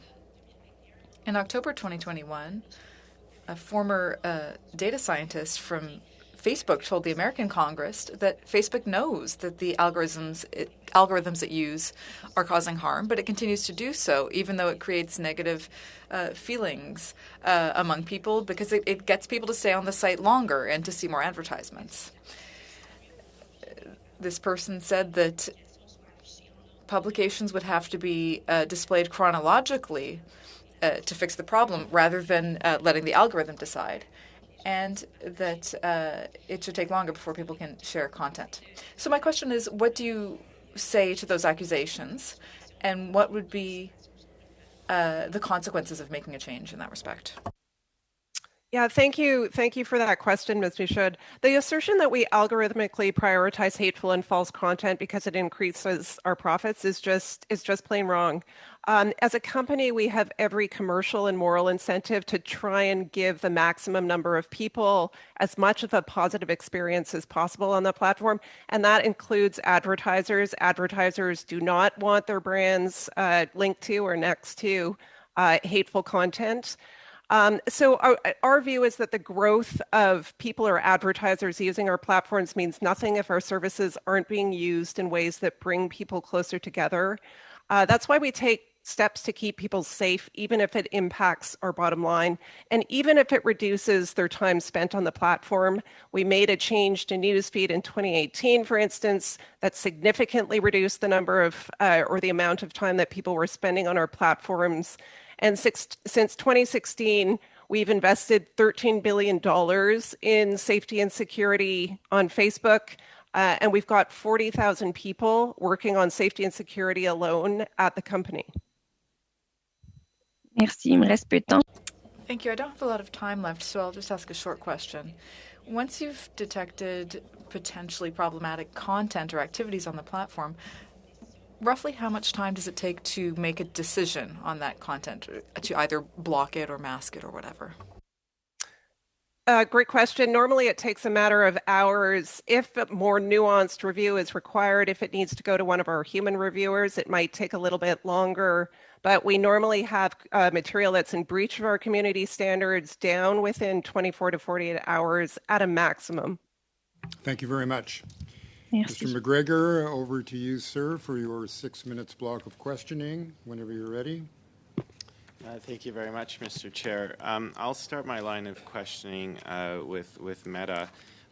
Ms. Damoff, my colleague on the Liberal side, already identified the significant profits that your company has made, the majority of which comes from advertising revenue. Is it true that, with respect to what you've already said about your algorithms, but is it also true that your algorithms are also designed with a profit motive in mind?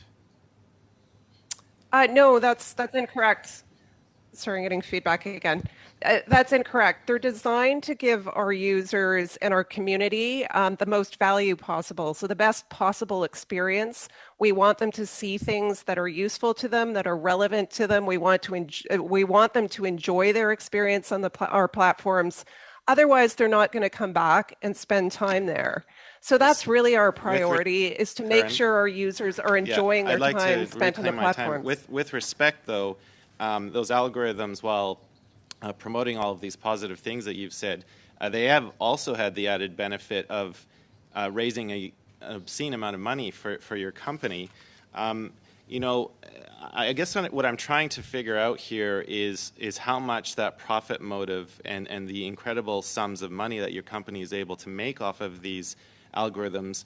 I mean, we know from the research that is out there, from what this committee has already heard, we know that emotionally provocative content that reinforces what we already believe works better than factual information.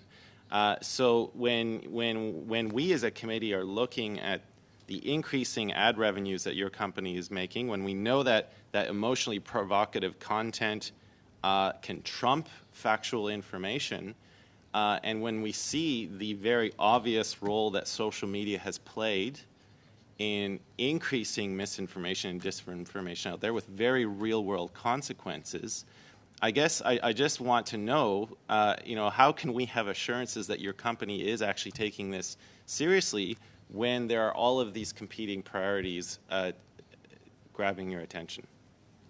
Yeah, I understand that. We do make money from advertising, that's true. However, a lot of that money gets reinvested into securing the safety of our community. As I've talked about, we've invested over $13 billion in this area since 2016 alone. The other thing I would say is, like, look, I know it's sort of superficially attractive to say social media is kind of the reason for division or polarization or some of these things we've seen. The research, the latest research, actually doesn't indicate that. So in many countries where polarization is increasing, that started long before the advent of social media. In other countries with really significant or heavy social media use, polarization is lower, actually decreasing. So research doesn't back up the contention that social media is actually the cause of increased polarization or increased divisiveness. That said, all of our work is to amplify the good that comes from these platforms and try and minimize the bad. And maybe my colleague David can weigh in on this a little bit more. But a lot of the work we do is to minimize the harmful stuff that you've talked about. Thank you for that. Going to the previous conversation you had with respect to the convoy that made its way to Ottawa and then turned itself into an illegal occupation, when we had GoFundMe before our committee, they pointed out that in their terms of service, that any fundraising campaigns relating to misinformation, hate speech, violence, or more are prohibited by their terms of service.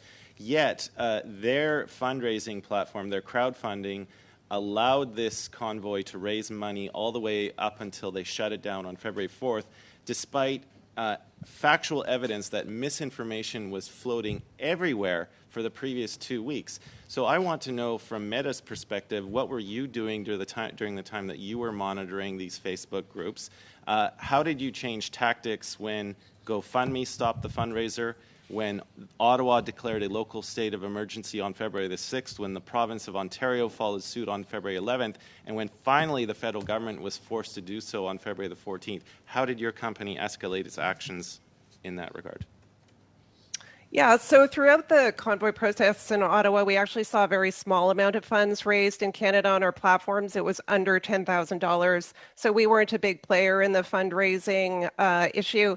That said, as soon as the Emergencies Act was declared, we started analysis of what we needed to do to comply with that. We have a payment processor called Stripe who works with us. So we worked with our legal counsel and with Stripe to figure out what our obligations would be. Thank you, but like with respect, you're talking about the fundraising aspect, but I mean, with the misinformation that was being posted on the various pages hosted by your platform, like fundraising aside, like how did your company escalate its monitoring and intervention when there was a very clear escalation in not only in what the convoy was doing to the city of Ottawa, to its residents, small businesses and workers, but also to the subsequent municipal, provincial and federal responses and interventions? Yeah, thanks for that question. So we had a 24/7 monitoring effort, an operational group internal to Meta that was going right from the moment the protests started. So we had 10 kind seconds, of eyes please. on accounts, pages, material related to the convoy protests around the clock. We were also in contact with the Ottawa Police and the Thank you. RCMP and responding to requests from them. Thank you very much. We now will move into the second round of questions. And colleagues, I do the same calculation. If I cut everybody in half, we'll end right on time. So we will begin with Mr. Lloyd. You have 2.5 minutes. Okay. Thank you, Mr. Chair. My first question to Mr. Cogan, you haven't been getting asked many questions, so I'll share with you. Do you think that like the activities of the social media giants, to essentially sterilize their platforms from extremist views, which I don't disagree that is necessary, but do you think that has an effect of pushing extremist groups onto less regulated or unregulated platforms, and what's the impact of that? Sure, thank you. So I'm not an expert on terrorism in particular. However, I will note from the empirical research that I've seen, there seems to not be a clearly established causal link between removing such content from social media platforms and public safety. The reason for that is there are a few reasons for that. So first is the reason you mentioned, which is that these users might go into darker enclaves on the web that are greater echo chambers. In addition, it is more difficult for law enforcement to monitor some other regions of the internet. And finally, one of the issues that's been raised is the idea that if you kick users off of these platforms inaccurately, it might disenfranchise and marginalize those communities, which could lead to violence as well. Thanks for that. Following up on that, what do you think can be done as a step before possibly sterilizing this content from these platforms? Do you think that there's steps that can be taken? Because I think we can all agree we want these people to rejoin society, to end their extremist views, to be contributing members of society. What do you think? What recommendations would you have to help de-radicalize potential extremists? Sure. So I think a lot of the conversation thus far has been about the algorithms. Unfortunately, I don't think changing the algorithms is a silver bullet. Part of the reason for that is if these platforms were able to identify terrorist content in the first place, they would take it down. It's very clearly against their policies. The problem is they have a lot of trouble identifying such content. So what I would suggest instead is more of a focus on due process rights. But if you are interested in modifying the algorithms, I think Thanks. the Digital Services Act. I appreciate that. Sure. And with my last 30 seconds, I'll go to Ms. Curran and Ms. Austin. Do you believe, as has been claimed, that your platforms are driving the growth of far-right extremism in Canada or across the world? Is there any evidence to back up those claims? Yes or no to each of you? I'll answer that first. Thank you, Mr. Lloyd. No, there's no evidence to back up those claims as far as Meta's platforms are concerned. Thank you very much. Now I will move to Mr. Zuberi. Sir, you have 2.5 minutes in this round. The floor is yours. Thank you, Mr. Chair, and thanks to the witnesses for being here. I'd like to start off with Twitter. A December 2018 report by Amnesty International said that Twitter as a company is failing in its responsibility to protect women online. I'd like to know if Twitter adjusted itself after that report, and if so, how? Thank you very much for that very important question. And we are constantly updating and changing our policies and our product solutions. I don't have the information with regard to whether or not we changed it specifically after December 22nd, but I would be happy through the clerk to answer that question in a written form after this meeting. That'd be really appreciated, and thank you for suggesting that. I would have suggested it had you not.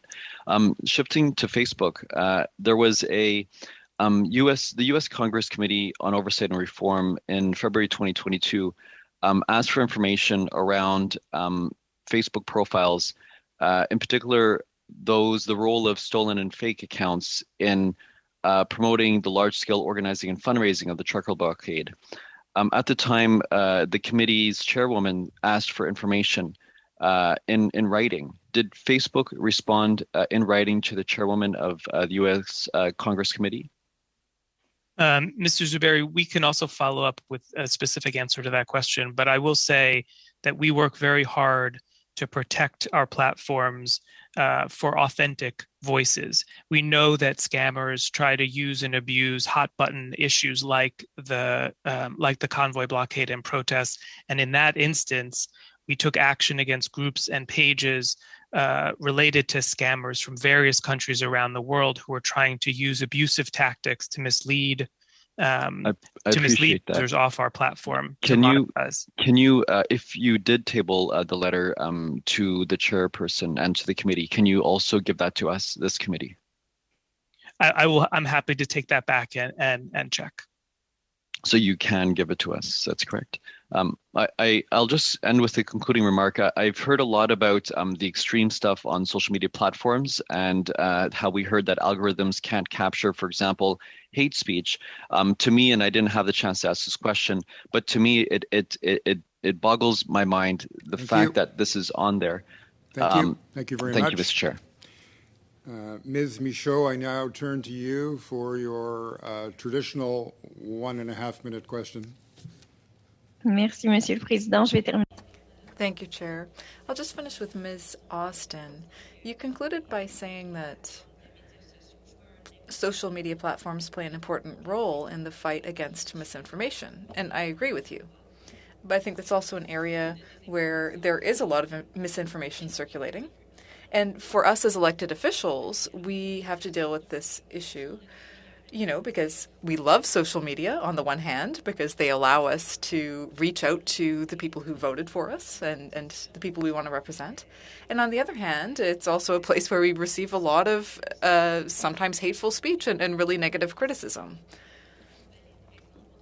You announced something very interesting last Friday for Earth Day. You said that misleading advertisements about the environment will no longer be allowed to be displayed. And, I think that's very interesting when people are being criticized from the left and the right. Personally, I think that that's actually a really good decision. So can we expect more of that type of policy to fight misinformation and hate speech on Twitter?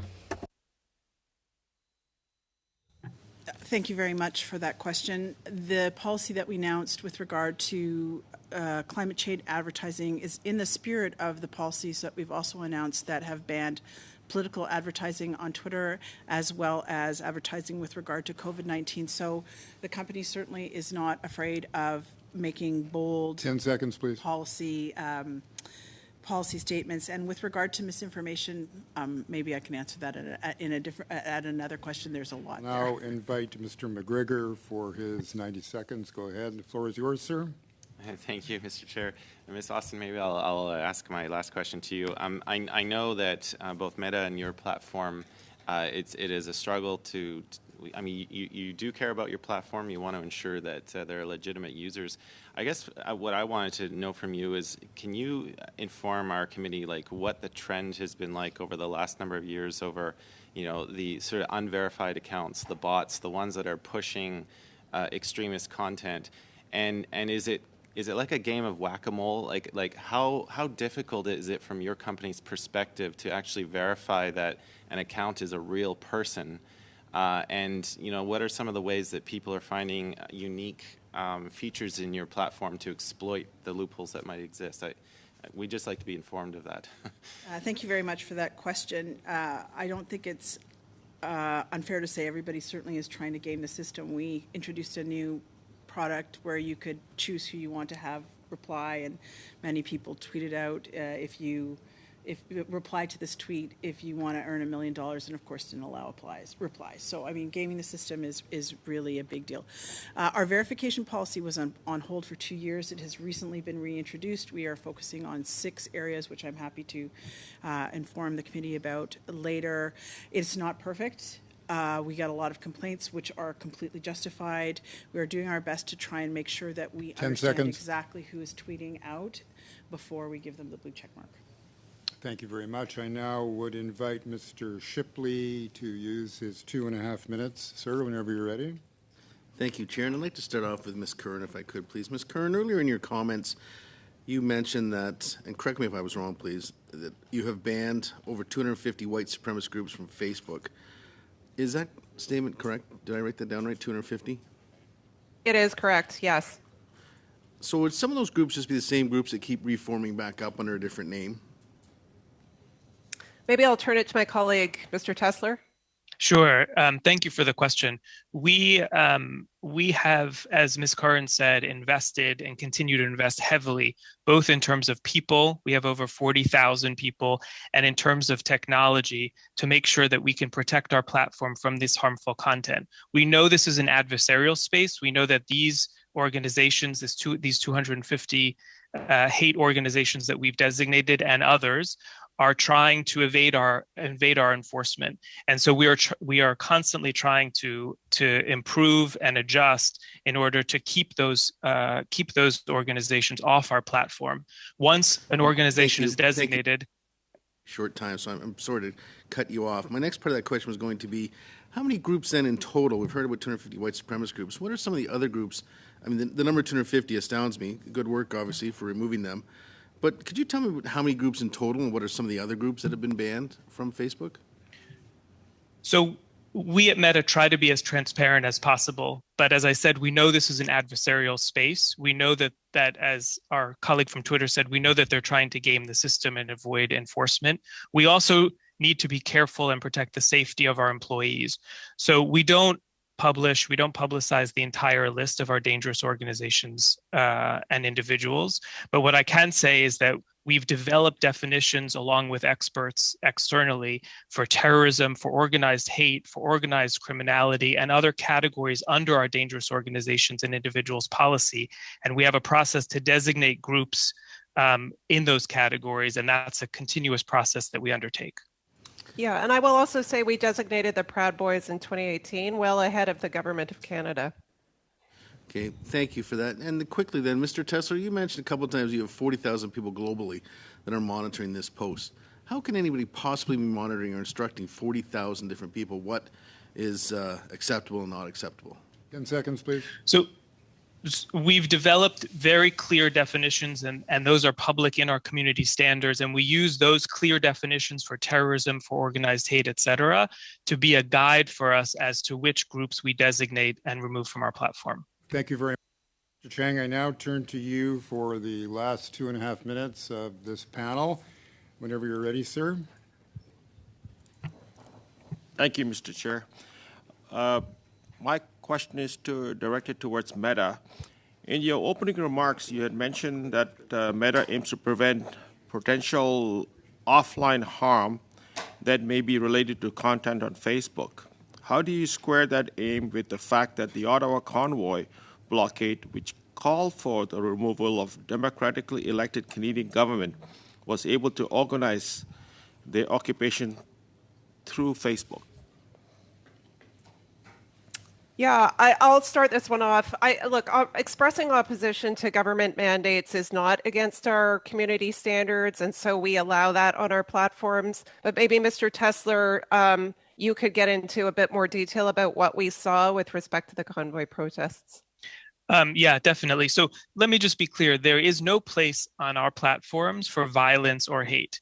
And our policies are clear. We do not allow content that is violent or incites violence or includes hate speech. And when we find that content, either through human review or through our investment in technology, we will remove it. We did not see dangerous organizations, a significant amount of dangerous organizations and individual involvement in the convoy, blockade, and protests in Canada. Thank you so much for your answer. I would like to invite Ms. Demoff to make a comment. Thank you, Paul. Just to both platforms, as a woman in politics, I am subjected to some of the most vile, misogynistic comments on all of your platforms, Instagram, Facebook, and Twitter. And your reporting tool is not effective. And if it's a direct message on Facebook, I can't report it at all. You're not doing a good job of monitoring your social media sites. And when I'm tagged by a colleague who is a person of color, the racist comments are absolutely disgusting. So my comment was just, you need to do better. And I've brought this up before with these platforms at Status of Women Committee, and I just, it's not acceptable that people should be subjected to these kind of comments on these platforms. Ms. Demoff, you got the last word. Thank you, everybody. Thank you to the witnesses. This is current, it's controversial, and it's important. And I thank you all for sharing your insights with us. Members of the committee, that's it for today. We finished exactly on time. Thank you for your efficiencies. And with that, I now adjourn this meeting.